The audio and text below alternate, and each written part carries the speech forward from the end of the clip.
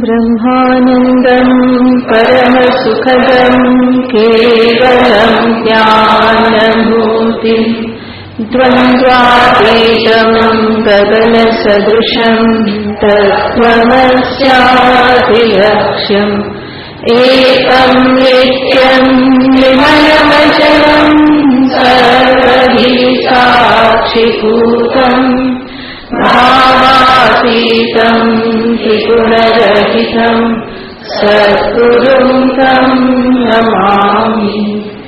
ॐ पाठाय प्रतिबोधितां भगवता नारायणेन स्वयं व्यासेन प्रथितां पुराणमुनिना मध्ये महाभारतम्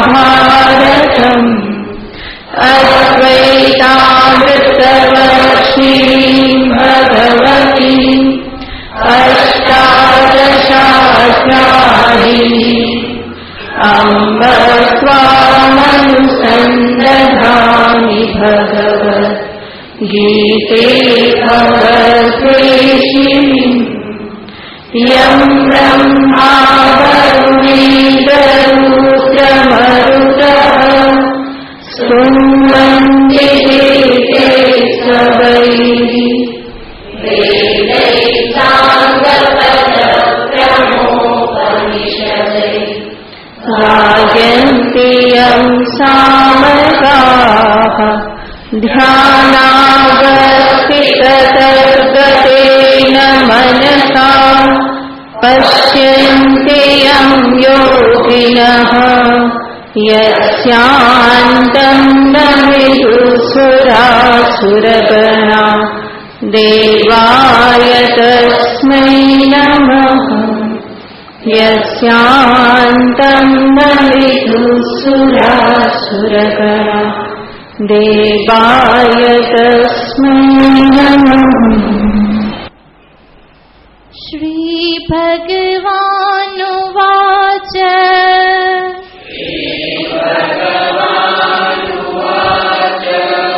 अमानित्वमदम्भित्वम् अहिंसा क्षान्तिरार्जवम् आचार्योपासनं शौचम् संयमात्मविनिग्रहः इन्द्रियार्थेषु वैराग्यम् अनहङ्कार एव च जन्म मृत्युजरा व्याधि दुःखदोषानुदर्शनम् असक्तिरनभिष्वङ्गः पुत्रदाय गृहादिषु नित्यं च समचित्तत्वम् इष्टानिष्टोपपत्तिषु मयि चानन्ययोगेन भक्तिरव्यभिचारिणी विविक्तदेशसेवित्वम् अरतिर्जनसंसदि अध्यात्मज्ञाननित्यत्वम् तत्त्वज्ञानार्थदर्शनम् एतज्ज्ञानमिति प्रोक्तम् अज्ञानं यततोऽन्यथा। ભગવાન શ્રી કૃષ્ણચંદ્ર ભગવત ભક્તિને જ્ઞાન તરીકે એટલે કે જ્ઞાનના સાધન તરીકે દર્શાવે છે.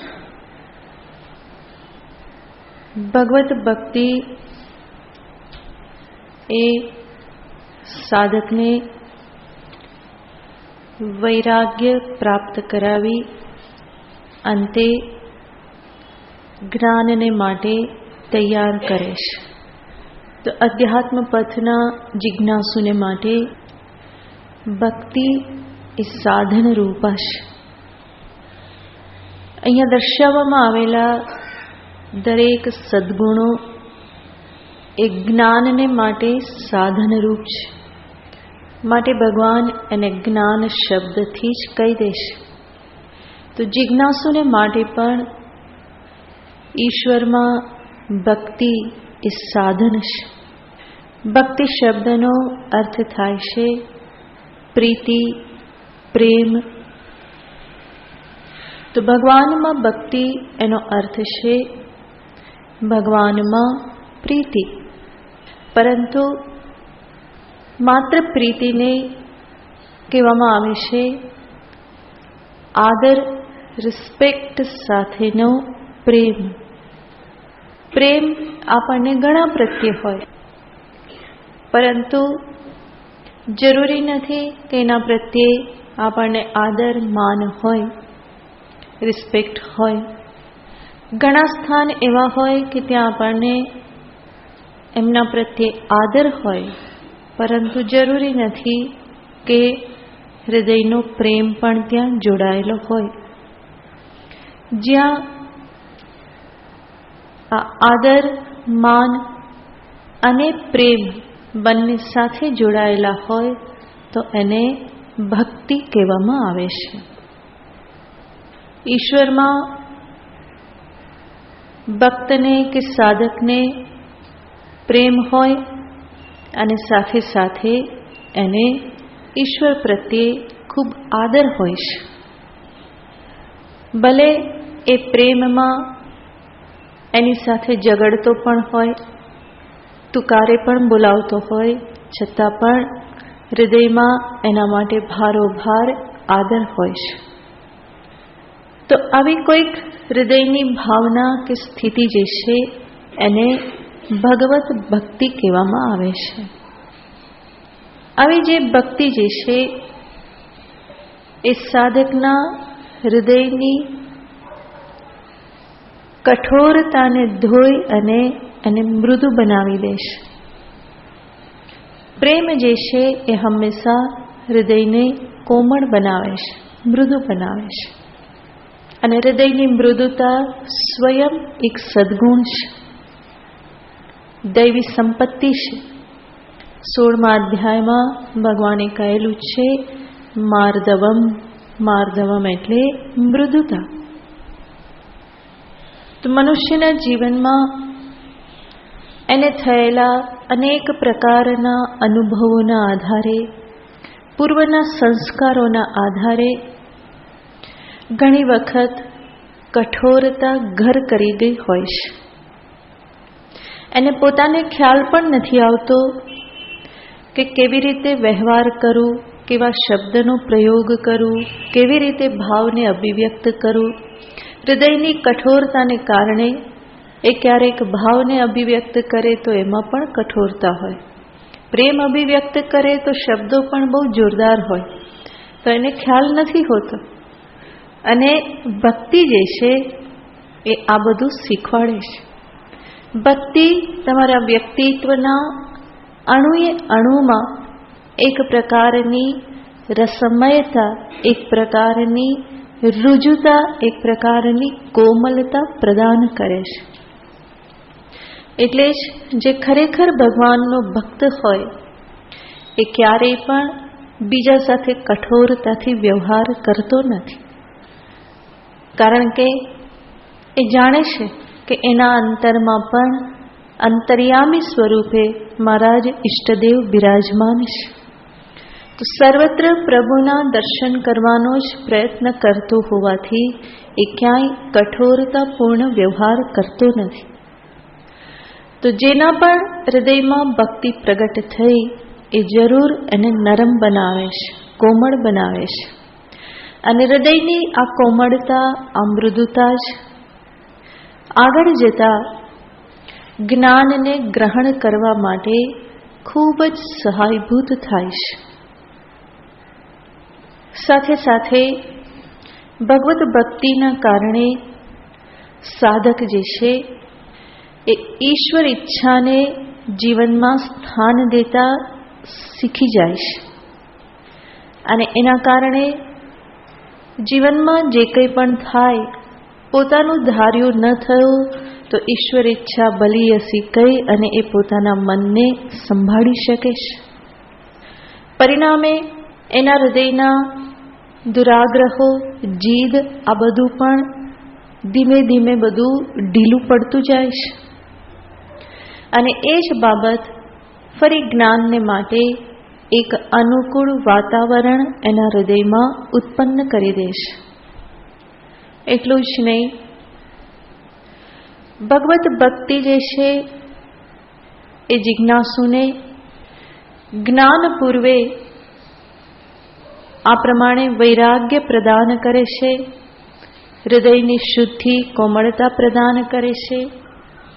અને એ જ ભગવત ભક્તિ જ્ઞાનોત્તર કાળમાં જીવન મુક્તિના વિલક્ષણ આનંદને અભિવ્યક્ત કરવામાં પણ નિમિત્ત બની જાય છે.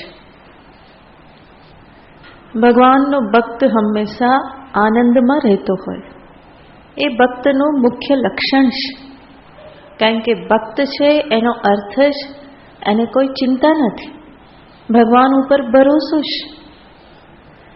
અને એટલે જ હંમેશા મસ્ત રહે, આનંદમાં રહે. અને આ જ આનંદ, મસ્તી જ્ઞાનોત્તર કાળમાં જીવન મુક્તિના આનંદ રૂપે પણ અભિવ્યક્ત થતી રહેશે. તો અનેક દ્રષ્ટિએ ભગવત ભક્તિ એ સાધકને માટે ખૂબ જ ઉપયોગી મૂલ્ય છે. આમ પણ સગુણ ભક્તિ નિર્ગુણમાં પ્રવેશ થવા માટે ફરી દ્વારરૂપ બની રહેશે. સગુણ પ્રભુનું કરેલું ધ્યાન, જપ, પ્રાર્થના આ બધું જ આગળ જતા વેદાંત શ્રવણ નિધિધ્યાસન કરવામાં ઉપયોગી થાય છે. અંતઃકરણની એકાગ્રતા જે ભક્તિ દરમિયાન પ્રાપ્ત થયેલી છે એ જ વેદાંતનું ધ્યાન, નિધિધ્યાસન જે છે એ કરવામાં સહાયભૂત થાય છે. તો અનેક દ્રષ્ટિથી સાધકના જીવનમાં ભગવત ભક્તિનું મહત્વ છે. એની કોઈ ઉપેક્ષા કરી શકે નહીં. જે સાધક એની ઉપેક્ષા કરે એ જીવનમાં ઘણું બધું ગુમાવવાનું થાય છે, ઘણું બધું નુકસાન એને વહોરી લેવાનું થાય છે. તો સાધન પથમાં ચાલતો કોઈ પણ સાધક ભક્તિની ક્યારેય પણ ઉપેક્ષા કરી જ ના શકે. અને યોગ્ય આચાર્ય હોય તો એ જરૂર એને ભક્તિનું સ્થાન દર્શાવે. ભક્તિનો જે વિરોધ કરે, ખંડન કરે તો સમજવાનું વેદાંત સિદ્ધાંતને બરાબર સમજ્યા નથી. તો સાધન રૂપા ભક્તિ એ હંમેશા આવકાર્ય છે. ભગવાને અહીંયા ભક્તિ માટે શબ્દ વાપર્યા છે અવ્યભિચારિણી ભક્તિ, અનન્ય ભક્તિ. અનન્ય યોગેન મયી અવ્યભિચારિણી ભક્તિ. તો મય શબ્દના અનેક અર્થ આપણે જોયેલા હતા. ભગવાનનું કોઈ પણ સ્વરૂપ ભગવાન કહેશે કે મારામાં, તો ભગવાનના કોઈ પણ સ્વરૂપમાં ભક્તિ. અને બે શબ્દ વાપરી અને ભગવાન કહેશે અનન્ય યોગેન ભક્તિ. એનો અર્થ છે મારા સિવાય બીજો કોઈ ચિંતનનો વિષય નથી.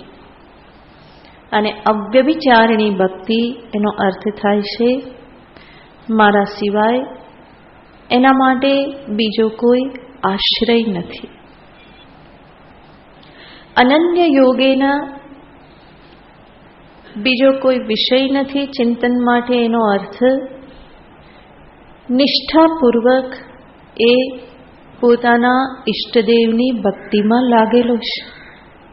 એક ઈષ્ટમાં નિષ્ઠા રાખી અને એને ભજે છે. એની ભક્તિનો વિષય બીજું કંઈ નથી. ભગવાનની ભક્તિ કરે અને એના દ્વારા બીજું કંઈ માગે એવું ક્યારેય પણ નથી. પરંતુ ભગવાનની ભક્તિ એ ભગવાનને માટે કરે છે, બીજા કોઈના માટે કરતો નથી. તો ભક્તિનો પ્રેમનો વિષય બીજું કંઈ જ નથી, માત્ર ને માત્ર પ્રભુ છે, ભગવાન છે. અને અનન્ય યોગનો બીજો પણ અર્થ થાય, ભગવાન કહેશે કે મારી અભેદ ભાવે ભક્તિ કરેશ. ભગવાન શંકરાચાર્યજી મહારાજ કહેશે સ્વસ્વરૂપાનુસંધાનમેવ ભક્તિરેવ ગરીયસી. પોતાના સ્વરૂપનું અનુસંધાન એ જ ભક્તિ છે. તો સ્વરૂપથી જે મારું સ્વરૂપ એ જ ઈશ્વરનું સ્વરૂપ છે, એ જ સત, એ જ ચિત્ત અને એ જ આનંદ. એનું અનુસંધાન કરવું એ પણ એક ભક્તિ છે. અને અનન્ય યોગ એટલે અન્ય કોઈને સામે ન રાખી, માત્ર ઈશ્વરને સામે રાખી અને ચિંતન કરવું, કર્મ કરવા, એ પણ ઈશ્વરની અનન્ય યોગીન ભક્તિ છે. બીજો શબ્દ ભગવાને વાપર્યો છે અવ્યભિચારિણી ભક્તિ. એનો અર્થ આશ્રય હંમેશા હું જ છું. તો ભક્તનું લક્ષણ છે એ ક્યારેય પણ ઈશ્વર સિવાય અન્યનો આશ્રય ક્યારેય પણ ગ્રહણ કરતો નથી. એક ભરોસો રામ મારો, એક ભરોસો રામ, એક જ ભરોસો છે. જ્યારે પણ જીવનમાં કંઈ તકલીફ આવી, કંઈ વિઘ્ન આવ્યા, સાધનાને સંબંધી કંઈ વિઘ્ન આવ્યા, એ ઈશ્વરનો આશ્રય લેશ, પ્રભુને પ્રાર્થના કરીશ. બીજા કોઈની સામે એ દીનહીન બનતો નથી, પરંતુ ઈશ્વર અને ગુરુ સિવાય એ બીજે ક્યાંય પણ હાથ નથી લંબાવતો, યાચના નથી કરતો. માત્ર ઈશ્વર પર ભરોસો રાખી પોતાના જીવનના પ્રશ્નોના સમાધાન કરીશ, એમને પ્રાર્થના કરીશ, એમની પાસે માગીશ, જે કહેવું હોય તે બધું એમને કહેશે. તો એને કહેવાય છે અવ્યભિચારિણી ભક્તિ. સાથે સાથે અવ્યભિચારિણી ભક્તિનો અર્થ થાય છે જે ભક્તિ નિરંતર ટકી રહેશે, જેમાં ક્યારેય પણ અભાવ થતો નથી, જેમાં ચડાવ ઉતાર આવતા નથી. ક્યારેક ભગવાન ઉપર બહુ વરસી પડ્યા, ઓળઘોળ થઈ ગયા, અને ક્યારેક ભગવાન યાદ પણ ના આવે. તો એવી રીતનું નહીં, પરંતુ અવ્યભિચારિણી એક સમાન ભક્તિ હંમેશા રહે.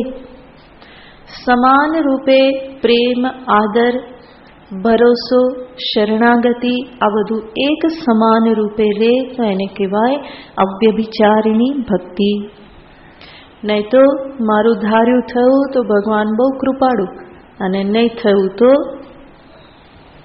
ભગવાન જ જાણે શું શું સાંભળતા હશે બધાના મોઢેથી. તો એ વ્યભિચારી વ્યક્તિ કહેવાય. થોડા સમય માટે ભાવ જાગી જાય અને કંઈક મારું ધાર્યું નહીં થયું તો તરત જ ભગવાન પણ આવો છે, જ્યાં હવેથી તારા મંદિરે નહીં આવવું, હવે તારું નામ નહીં લઉં, તારી પૂજા નહીં કરું. તો આને વ્યભિચારીની ભક્તિ કહેવામાં આવે. અવ્યભિચારિણી ભક્તિ જેમાં ક્યારેય પણ ભગવાન પ્રત્યેના પ્રેમનો અભાવ કે એમાં કંઈ પણ ઓછપ આવતી નથી, બલ્કિ ભક્તિ દિન પ્રતિદિન વધતી જાય છે. માટે ભક્તિ સિદ્ધાંતમાં તો કહેશે કે ભગવાન પ્રત્યેના પ્રેમમાં ક્યારેય પણ પૂર્ણિમા આવતી નથી. પૂર્ણિમાનો અર્થ કે એક લિમિટ આવી ગઈ, પછી ફરી પાછું શું થવા લાગે? ચંદ્ર પૂરો ખીલી ગયો 16 કલાએ, અને પછી ફરી પાછું ઓછું થવા લાગ્યું, ફરી પાછું વધ્યું. તો એના જેવું ભગવાનની ભક્તિમાં નથી. પ્રેમમાં ક્યારેય પણ પૂર્ણિમા આવતી નથી, બલ્કિ એ તો નિત્ય નિરંતર વૃદ્ધિને જ પામતો જાય છે. આ રીતે આ અનન્ય યોગથી યુક્ત અને અવ્યભિચારિણી ભક્તિ ભગવાન કહેશે જ્ઞાન માટેનું સાધન છે. ભક્તિ જે છે એ અંતરમાં જ્ઞાનને પ્રગટ થવા માટેનું સર્વ પ્રકારે યોગ્ય વાતાવરણ ઊભું કરી દેશે. જ્ઞાન જે છે એ એમનેમ આવતું નથી. એટલા માટે મહાપુરુષો સંતો કહે છે કે જ્ઞાન ક્યારે પધારે, તો એના માટે કહેવામાં આવે છે કે ભક્તિરૂપી જળથી બધું સ્થાન એકદમ જ શુદ્ધ કરી દીધેલું હોય. શમ દમ આદિ બધા સૈનિકો ચાકરો બધા હાજર રહીને બધા ત્યાં તૈનાતમાં હોય, સેવામાં. સાથે શ્રદ્ધા, પ્રેમ, સમાધાન આ બધા રૂપી પુષ્પો ત્યાં હોય. અને વૈરાગ્યનું સિંહાસન હોય તો પછી કોણ પધારે? જ્ઞાન મહારાજ પધારે. તો આ બધી તૈયારી થવી જોઈએ તો પછી જ્ઞાનદેવ પધારે, નહીં તો એમનેમ તો પધારતા નથી. તો એમના માટે નોકર ચાકર, સિંહાસન, શુદ્ધિ આ બધું તૈયાર થયેલું હોવું જોઈએ. તો એ બધું કાર્ય ભક્તિ કરે છે. માટે જ ભક્તિને માતૃ સ્વરૂપ કહેવામાં આવેલી છે, કે જે સર્વ પ્રકારની અશુદ્ધિઓને દૂર કરે છે. જ્ઞાન છે એ તો પિતા સ્વરૂપ છે, પરંતુ ભક્તિ એ માતૃ સ્વરૂપ છે. માતા બાળકની બધી ગંદકી સાફ કરી દે એવી રીતે ભક્તિરૂપી માતા સાધકની સર્વ અશુદ્ધિઓને સાફ કરી દેશે. એટલે જ ભાગવતમાં કહેવામાં આવ્યું છે, જ્ઞાન અને વૈરાગ્ય એ ભક્તિના પુત્ર છે. ભક્તિ હોય તો વૈરાગ્ય અને જ્ઞાનની પ્રાપ્તિ થાય. તો પુત્ર આવે એની પહેલા શું હોવું જોઈએ? માં આવે ને, પહેલા માં હોય કે બાળક હોય? માં જ હોવી જોઈએ. માટે ભક્તિ જે છે એ સાધકના જીવનમાં પ્રથમ સ્વીકાર કરવામાં આવે છે. તો અનન્ય યોગેના અવ્યભિચારિણી ભક્તિ આગળનું મૂલ્ય દર્શાવે છે. વિવિક્ત દેશ સેવિત્વમ અરતિર જન સંસદી. આ બંને મૂલ્ય આમ તો સમાન બાબતને દર્શાવે છે, પણ થોડો ઘણો ભેદ છે. વિવિક્ત દેશ સેવિત્વમ, વિવિક્ત દેશનો અર્થ થાય એકાંત દેશ.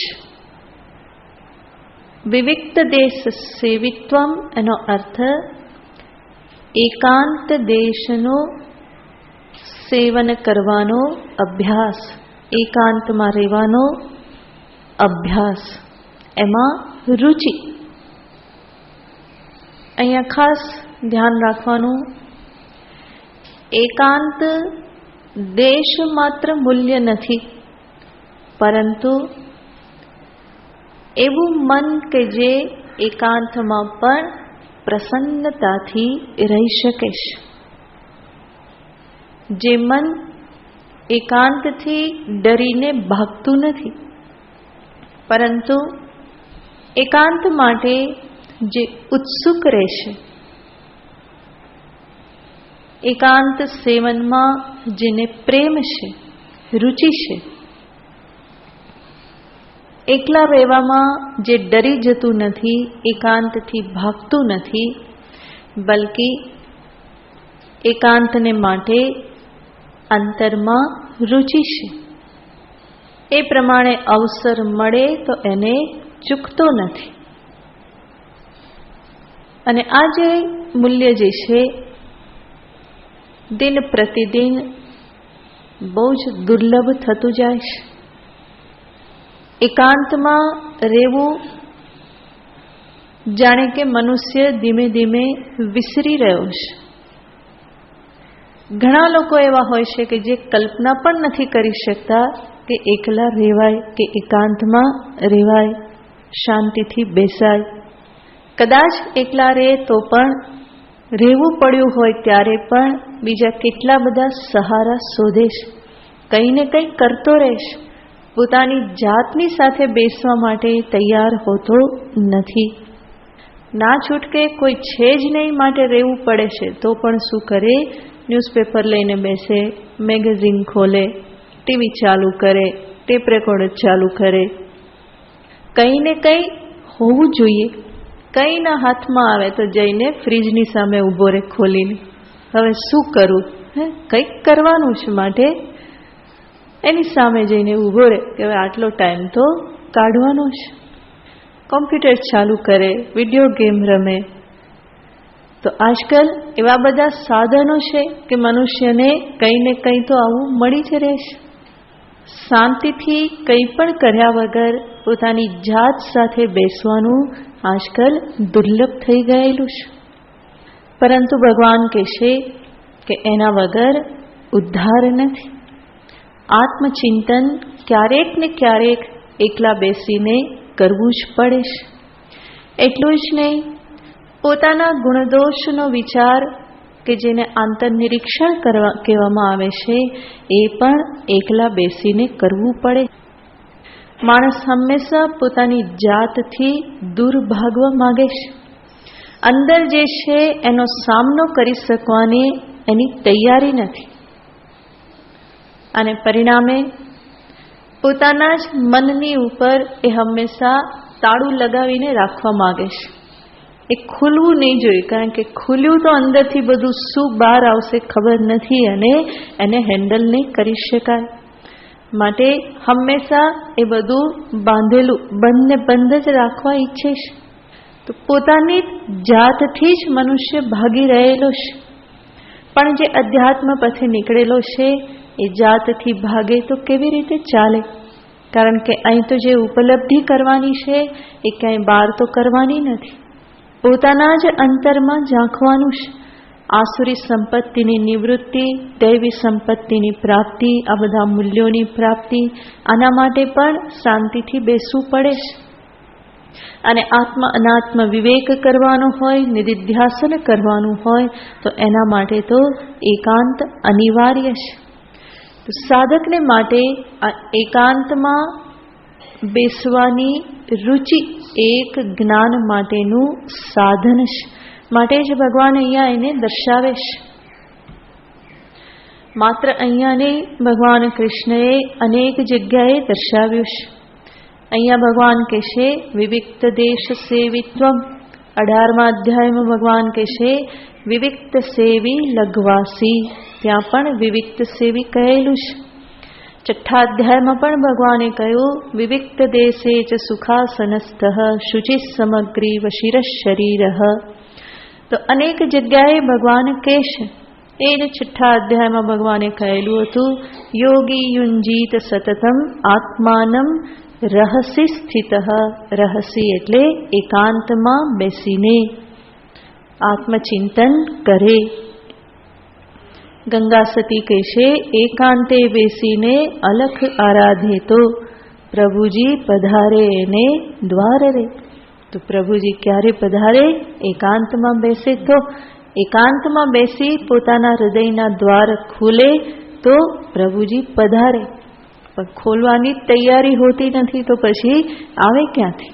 તો પહેલાં તો અંદર બધી સફાઈ થવી જોઈએ. સફાઈ કરવા માટે પહેલાં ખોલવું પડે. સફાઈ થાય તો પછી પ્રભુજી પધારે. મનુષ્યએ એ જ યાદ રાખવાનું છે કે જેવી રીતે એ બાહ્ય જગતમાં ઘણો બધો સંપર્ક રાખી, વ્યવહાર કરી અને ઘણું બધું શીખવા માટે મથે છે, એવી જ રીતે એણે સમજવું રહ્યું કે પોતાની જાત પાસેથી પણ એણે ઘણું બધું શીખવાનું છે. એ વિચાર કરે તો પોતાની જ જાત એને ઘણું બધું શીખવી શકે એમ છે. એ પણ એક પાઠશાળા છે. જગત એક પાઠશાળા છે. એનું પોતાનું મન બુદ્ધિ એ પણ એક પાઠશાળા છે.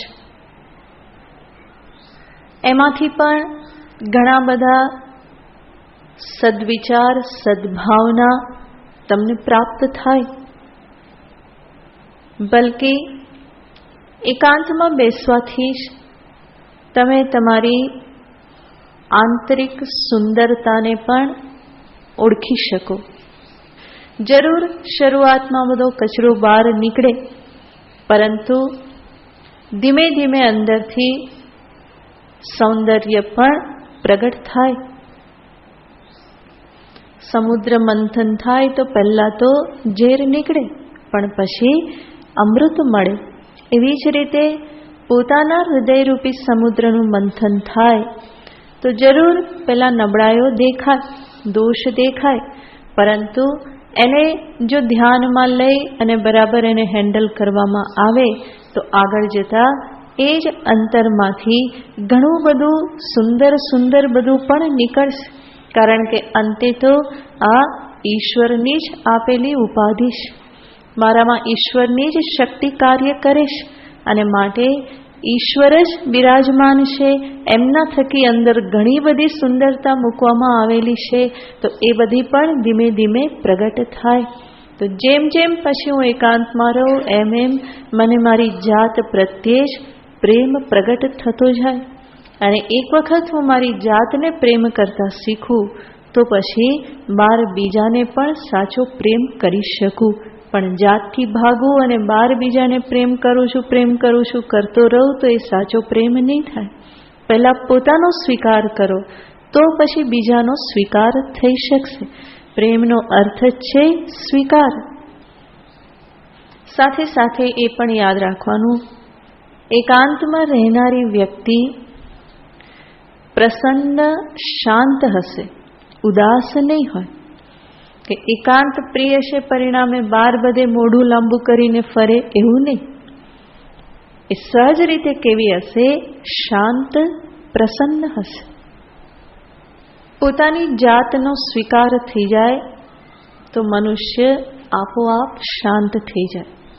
એનો ઘણો બધો ઉદ્વેગ, ઘણી બધી વિહવળતા પોતાના અસ્વીકારના કારણે છે. જેવો છું એવું હું મને પોતાને જોઉં અને પછી જે પણ સુધારા વધારા કરવાના છે એ કરવા માટે હું તૈયાર થઉં. પણ હું જે છું તે જ હું જોવા માટે તૈયાર ન હોઉં તો જીવનમાં એક પ્રકારનો અજંપો હંમેશા બની રહેવાનો, એક પ્રકારનો ઉદ્વેગ અંતરમાં હંમેશા બની રહે અને ક્યારેય પણ સુખ આપતો નથી. તો એકાંતમાં રહેવાના અભ્યાસથી ધીમે ધીમે હું પોતાની જાતને ઓળખું, એને સ્વીકાર કરું, એને પ્રેમ કરતા શીખું તો પછી બાહ્ય વ્યવહાર પણ ઘણો સ્વસ્થતાપૂર્વક થઈ શકે. તો આ રીતે સાધકને માટે એકાંત સેવન એક વિશેષ મૂલ્ય છે. જરૂર એકાંત સેવન ભગવાને અહીંયા કહ્યું છે એનો અર્થ નહીં કે ઘરબાર છોડીને ક્યાંક જંગલમાં જતા રહો, પરંતુ પોતાના જ ઘરમાં શાંતિથી એકલા બેસતા શીખો. ક્યારેક ને ક્યારેક તો એવો અવસર મળતો જ હોય, અને નહીં તો પોતાના તરફથી રોજ એવો થોડો સમય કાઢો, ઘરનો એક રૂમ કે એક ખૂણો પણ હોય કે જ્યાં હું શાંતિથી બેસું. બીજા બધાને કહી દીધું હોય કે આટલા સમય માટે મને બોલાવશો નહીં, આ હું માત્ર મારી જાત સાથે બેસવા માંગુ છું, એની સાથે હું પ્રેમથી વાર્તાલાપ કરવા માંગુ છું. તો રોજ થોડો અભ્યાસ કરવો જોઈએ, તો જ એ રીતે બેસવાની આદત પડે. નહીં તો જીવનમાં હંમેશા ટેકાઓ લઈને જ ચાલવાની આદત છે, અને ટેકાઓ કોઈના ક્યારેય પણ હંમેશા ટકતા નથી અને એ હંમેશા કષ્ટ આપશે જ. માટે અનેક વખત આપણે જોયેલું છે કે હું એકલો પડી ન જાઉં પરંતુ એકલો ઊભો રહું.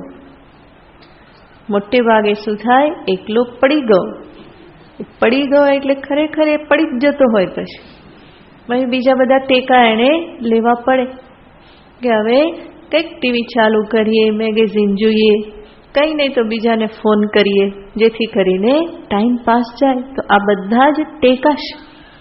એ પડી ગયો એટલા માટે આ બધા ટેકા સહારાની જરૂર પડે છે. પરંતુ એકલો ઊભો રહે શાનથી તો કોઈ ટેકાની જરૂર નથી. અને એ પણ યાદ રાખો, અધ્યાત્મ સાધના અમુક હદ પછી નિતાંત એકાંતની સાધના છે. શાંતિથી બેસી આત્મ અનાત્મ વિચાર કરી સત્ય મિથ્યા વિચાર કરી અને લક્ષ્ય સુધી પહોંચવાનું હોય છે. જરૂર પ્રારંભિક અવસ્થામાં સાધકને માટે પણ સત્સંગનું વિધાન છે. તો એકાંતમાં રહેવું એનો અર્થ એ નહીં કે સત્સંગ, શાસ્ત્ર, સ્વાધ્યાય બધું છોડી અને ક્યાં બેસી જવું, તો સીધું બધું છોડીને કે હવે તો રૂમ બંધ કરીને બેસી જવાનું. કે ભગવાને શું કહ્યું છે? એકાંતમાં રહેવાનું છે. પણ અહીંયા જે કહેવામાં આવે છે એ એકાંત માત્ર વેલ્યુ નથી, પરંતુ શું છે? એકાંતમાં બેસી આત્મચિંતન કરી શકે એવું મન, એ મહત્વની વસ્તુ છે. એના માટેની રુચિ, એના માટેનો ઉત્સાહ. બાકી સંપૂર્ણ એકાંત એ સાધકને માટે પણ યોગ્ય નથી, કારણ કે હજુ તો એને માર્ગ જાણવાનો છે. સત્યને, ધ્યેયને, જે પથ જે શાસ્ત્ર બતાવે છે એ તો હજુ જાણવાનું છે. માટે એવી રીતે ત્યાગ કરી અને રૂમમાં ભરાઈ જવાનું નથી, પરંતુ વચ્ચે વચ્ચે સમય કાઢી અને એકાંતમાં સ્થિર રહેતા શીખવાનું છે. શાંતિથી બેસી આત્મચિંતન કરવું, નહીં તો પ્રભુના ચિંતનમાં એકતા ન થવું. ઇન્દ્રિયોને સમેટી મનને શાંત કરી પ્રભુમાં લીન થવાનો અભ્યાસ કરવું, આ બધું એકાંતમાં જ સંભવ બને છે. એકલા કરવાની અંતર્મુખતાની જ આ સાધના છે. અને આ એકાંત સેવન એ સ્વેચ્છાએ થવું જોઈએ, બળજબરીથી નહીં. બળજબરીથી થાય તો એ કોઈક વિકૃતિ લાવે, પરંતુ સ્વેચ્છાથી એનું મૂલ્ય સમજી અને થવું જોઈએ. એટલે જ સાધકે પહેલા બાથું ભેગું કરવું પડે છે.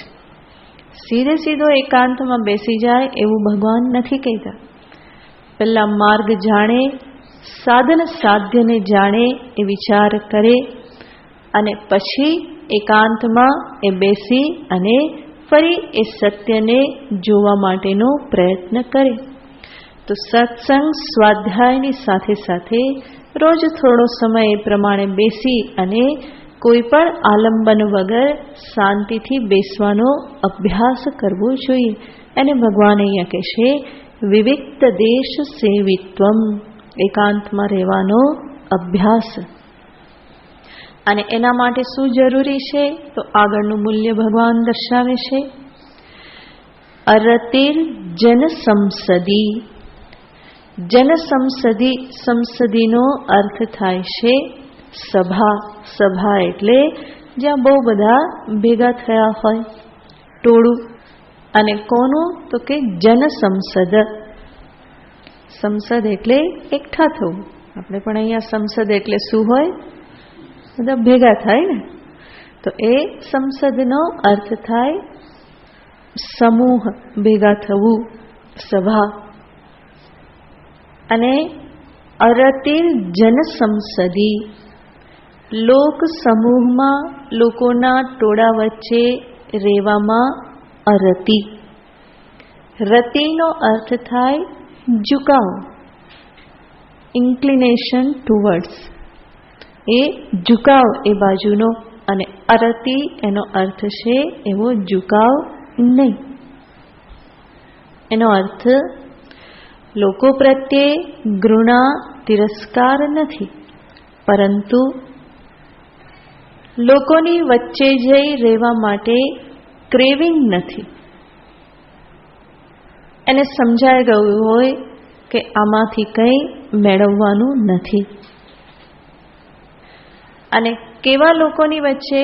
ભગવાન શંકરાચાર્યજી મહારાજ અહીંયા કહે છે કે સાધકે જરૂર સંગ કરવાનો છે. સંતોનો સંગ, ગુરુનો સંગ, બીજા સાધકોનો સંગ, એનો વિરોધ નથી.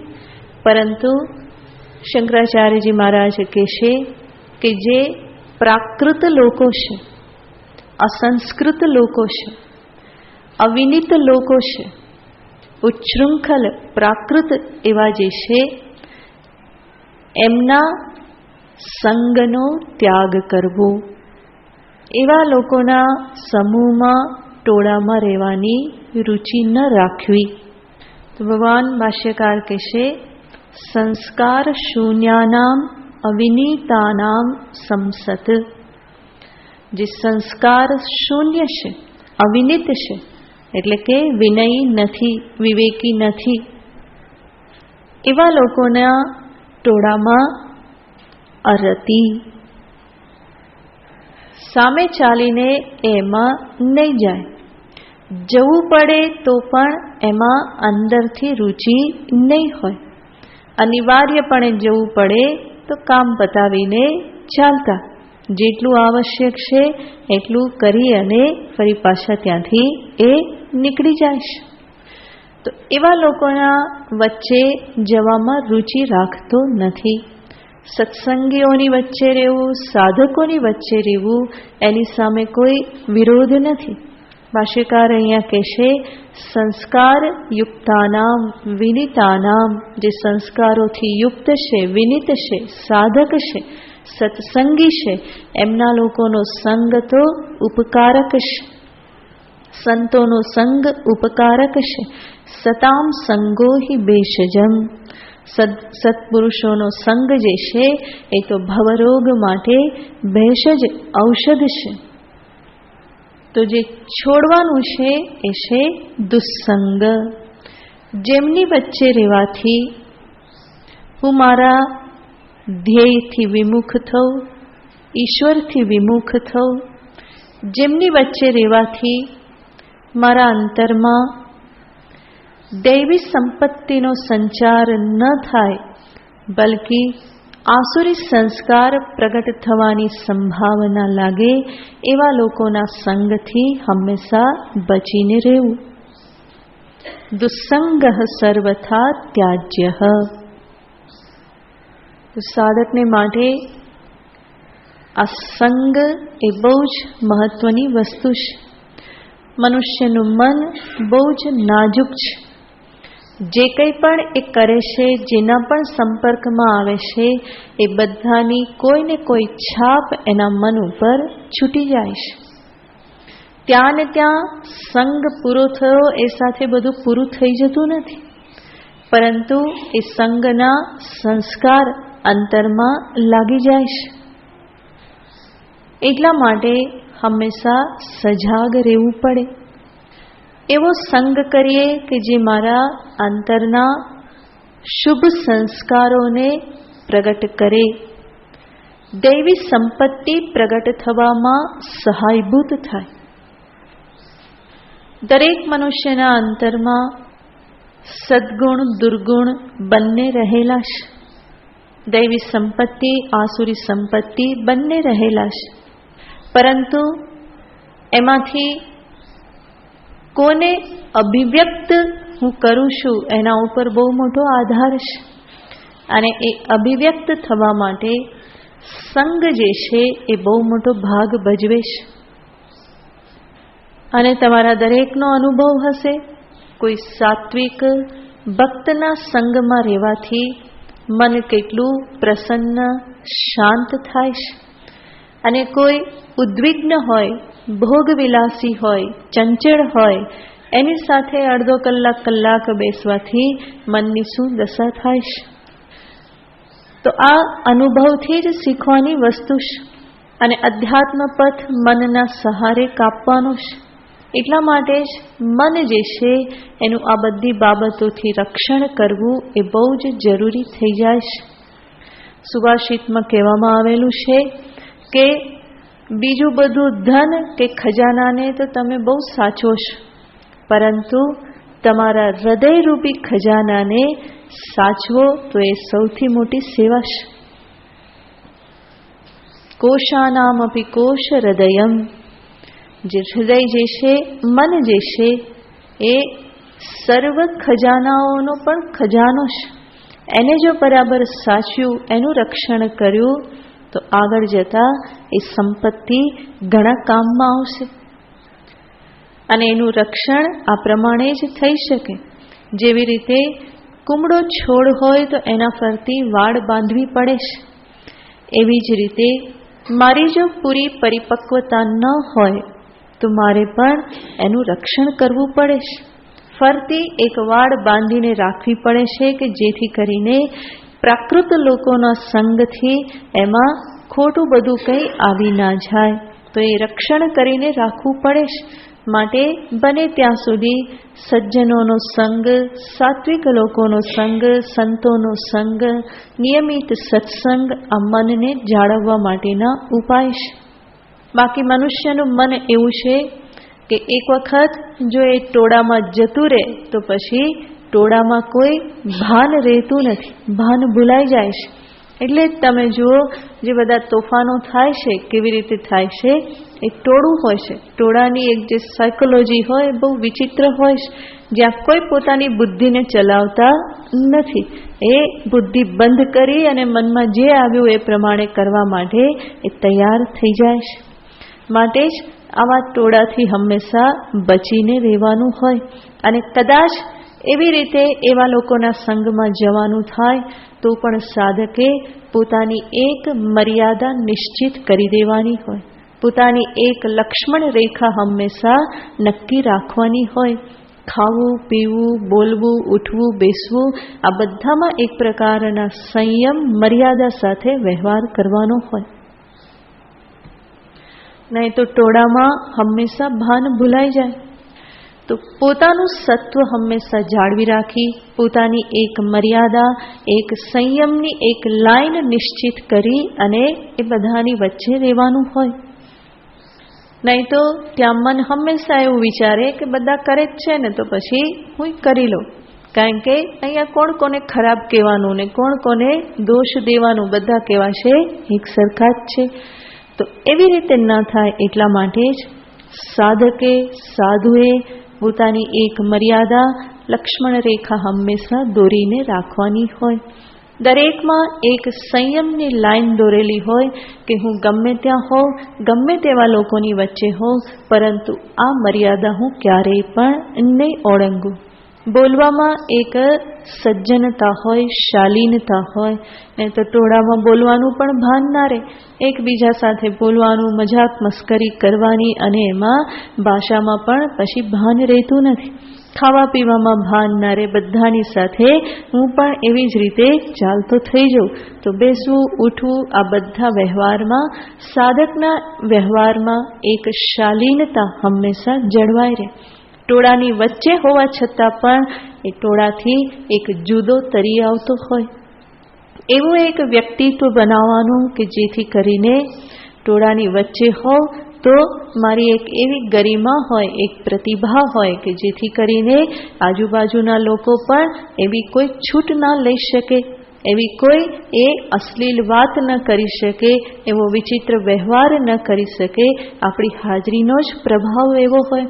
આજુબાજુનાને ખબર પડે કે ભાઈ આમની હાજરીમાં આવું થઈ શકશે નહીં, આવું બોલાશે નહીં, આ પ્રમાણે ખવાશે પીવાશે નહીં, તો આપોઆપ જ આપણું રક્ષણ થાય.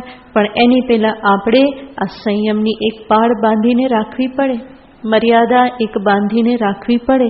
તો જ ધીમે ધીમે બીજા બધા લોકો પણ જાણે અને એ રીતે આપણને જોતા થાય. તો એક સાધક તરીકે આ બધી બાબતો આમ જોઈએ તો બહુ નાની નાની બાબતો છે, પરંતુ એ જીવનમાં બહુ મોટો ફેર લાવે છે. લક્ષ્ય પ્રત્યે આગળ વધવામાં ઘણો બધો ફેર આ બધી બાબતોથી પડી જાય છે. કારણ કે અહીંયા તો ક્ષણે ક્ષણ પડે પડ મનને સંભાળવાનું છે. મનની સંભાળ એ સાધકનું એક મહાન કર્તવ્ય છે.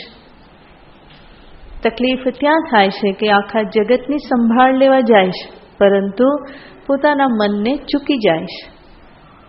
પરિણામે બહાર પણ કંઈ થતું નથી ને અંદર પણ કંઈ થતું નથી. તો પોતાના મનને સંભાળવું, પોતાના રોગને સંભાળવા એ સૌથી પ્રથમ કર્તવ્ય છે. પોતે જ રોગી હોય તો પછી બીજાને ચેપ લાગે ને. તો ચેપ ના લગાડવો હોય તો પહેલાં શું કરવું પડે? પોતે સ્વસ્થ થવાનું, પોતે સાફ થાય, પોતે રોગોથી મુક્ત થાય. અને પોતે એ પ્રમાણે થશે તો બહાર આપોઆપ જ પ્રભાવ પડવાનો છે. તો ભગવાન અહીંયા આજે મૂલ્ય દર્શાવે છે, કેટલું સમજી વિચારીને દર્શાવે છે. એકાંતમાં કોણ રહી શકશે જેને આ પ્રમાણે ટોળામાં રહેવાની રુચિ નથી? પરંતુ ભગવાન અરતિ શબ્દ વાપરીને સાથે સાથે કહેશે કે એનો અર્થ નહીં કે લોકો પ્રત્યે ઘૃણા, તિરસ્કાર કે એક પ્રકારનો નીચો ભાવ આવી જાય. જ્યારે આવશ્યક છે તો હું પોતાના મનને સંભાળી અને બધાની વચ્ચે રહું. ડરીને ભાગવાની પણ જરૂર નથી. એકાંતને હું માણી શકું એવી રીતે ક્યારેક અગત્યા એવા લોકોની વચ્ચે બેસવું પડ્યું હોય તો પણ ત્યાં હું સ્વસ્થતા જાળવી શકું. તો એકાંતમાં રુચિ છે અને લોકો માટે કોઈ ક્રેવિંગ નથી. એમની ગેરહાજરીમાં પણ હું કેવો છું? પ્રસન્ન છું. અને ક્યારેક એમની વચ્ચે બેસવું પડે તો પણ બરાબર છે. એવું કોઈ મનમાં ખળભળાટ ઊભો કરી દેવાની જરૂર નથી. હું પોતે એક મર્યાદામાં રહું તો એ સમય પણ પસાર થઈ જાય છે. એમાંથી હું ધીમે ધીમે બહાર આવી જાઉં. તો અરતિર જન સંસદી, ભગવાન કહેશે કે સાધકે આ જન સંસદમાં અરતિ જો એ હંમેશા સજાગતા પૂર્વક આ મૂલ્યોનું પાલન કરે તો જરૂર અનેક પ્રકારના વિપરીત સંસ્કારથી એ બચી જાય છે. કારણ કે અંતે અધ્યાત્મ સાધના એ પોતાના જ મનમાં રહેલા વિપરીત સંસ્કારો સાથેની લડાઈ છે, યુદ્ધ છે. તો પોતાના અંતરમાં રહેલા શુભ સંસ્કારોનું પ્રગટીકરણ થયા કરે અને બહારથી બીજા અશુભ સંસ્કારો પ્રાપ્ત ન થાય એના માટેની આ ગોઠવણ ભગવાન અહીંયા દર્શાવે છે. અને આ બંને મૂલ્ય જે છે એનાથી ભગવાન દર્શાવે છે કે સાધક હંમેશા સ્વાવલંબી હોય, ઇન્ડિપેન્ડન્ટ હોય. જ્યારે એ અંતે પરમ સ્વાતંત્ર્યને પામવા ઈચ્છે છે, મોક્ષનો અર્થ જ છે પરમ સ્વાતંત્ર્ય. એને જે પામવા ઈચ્છે છે તો એણે સાધનામાં પણ ધીમે ધીમે શું બનવું રહ્યું? સ્વતંત્ર બનવું રહ્યું. વિષયોથી મુક્ત, વ્યક્તિઓથી મુક્ત, સંબંધોની પરાધીનતાથી મુક્ત, એ બધાથી મુક્ત એવું આ મન જે છે એ જ પરમ સ્વાતંત્ર્ય પામવાને માટે અધિકારી છે. તો આ બંને બહુ જ મહત્વના મૂલ્ય છે. ખાસ કરીને સાધકને માટે દર્શાવવામાં આવ્યા છે. આપણે પહેલા પણ જોયેલું હતું કે આ સાધકને માટે જ ભગવાન કહે છે. કોઈ સ્થિતપ્રજ્ઞ કે ગુણાતીતને માટે કહેતા નથી. માટે કોઈ એવું ના કહી શકે કે એકાંતમાં તો કોણ રે, સાધુઓ રે, સંન્યાસી રે, આપણે તો કોણ? તો એવું કોઈ કહી ના શકે. અહીંયા આવો છો તો તમે કોણ છો? સાધક છો. માટે એક સાધકને કહેવામાં આવેલું છે એને જીવનમાં અપનાવવું જ રહ્યું. શાંતિથી બેસતા શીખવું રહ્યું. એકાંતમાં બેસતા શીખવું રહ્યું. જરૂરી નહીં કે હંમેશા કોઈને કોઈ સાથે હોવું જ જોઈએ. ઘણા બધા તો સત્સંગમાં પણ એકલા નહીં આવે કે ના, એકલા ના જવાય, કોઈ સાથે હોય તો જ, નહીં તો નહીં. તો સત્સંગમાં હવે સંગાથ ક્યાં શોધવા જવાનું? અને ત્યાં જો એવી રીતે સંગાથ ઉપર આધાર રાખે તો સત્સંગ ક્યાં નિયમિત થવાનો? અને ભગવાન તો શું કહેશે? અવ્યભિચારિણી ભક્તિ અનન્યાસ ચિંતયંતો મામ. તો એ નૈરંતર્ય ક્યાંથી જળવાય? તો આ બધાને માટે ધીમે ધીમે તૈયારી કરવી પડે. એકલો જાને રે, તારી હાંક સુણીને કોઈ ના આવે તો એકલો જાને રે. એકલા જવાનું જ છે. હાંક પાડો, બોને બોલાવો, વાંધો નહીં, એમાં ના નથી. બાજુમાં કહી દેવું સત્સંગમાં જાઉં છું, હાલો ભાઈ, આવે તો બરાબર છે, પણ એ ના આવે તો કે તમે ના હો તો હું ના જાઉં, એવું નહીં. એ હાંક સુણીને કોઈ આવે તો બહુ સારું, પુણ્યનું કામ છે કોઈને સત્સંગમાં લાવવા. પરંતુ એ ના આવે ને હું પણ અટકી જાઉં તો એ કોનું ફળ છે? આપનું ફળ છે. તો એકલા પણ આવવાની તૈયારી હોવી જોઈએ. તો એના માટે ભગવાન અહીંયા આ બંને મૂલ્યને દર્શાવે છે.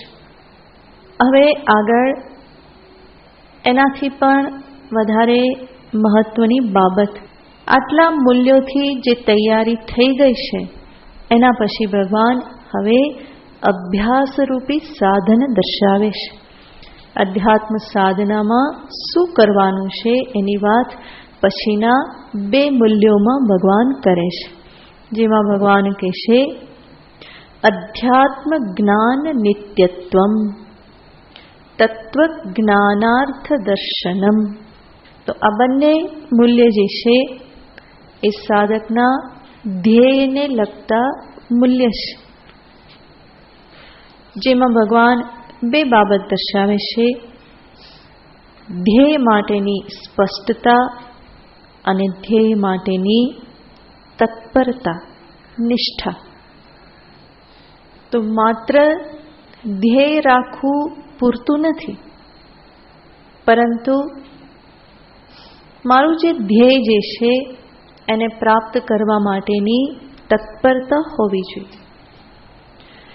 માત્ર તત્પર રહેવું, ખોટે ખોટો ઉત્સાહ બતાવવો એ પણ પૂરતું નથી. એની પહેલા શું હોવું જોઈએ? ધ્યેય માટેની સ્પષ્ટતા હોવી જોઈએ. તો સાધન પથમાં આ 2 બાબત અત્યંત મહત્વની છે. ધ્યેય સ્પષ્ટતા, એનો અર્થ મારે શું જોઈએ છે અને એ કેવી રીતે મળે. અને એક વખત ખ્યાલ આવ્યો શું જોઈએ છે ને કેવી રીતે મળે, તો પછી એને મેળવવા માટે લાગી જવું, એ છે તત્પરતા. તો એ 2 બાબતોને ભગવાન અંતમાં દર્શાવે છે, જેને પછી જોઈશું. ઓમ પૂર્ણમદઃ પૂર્ણમિદં પૂર્ણાત પૂર્ણમુદચ્યતે પૂર્ણસ્ય પૂર્ણમાદાય પૂર્ણમેવાવશિષ્યતે.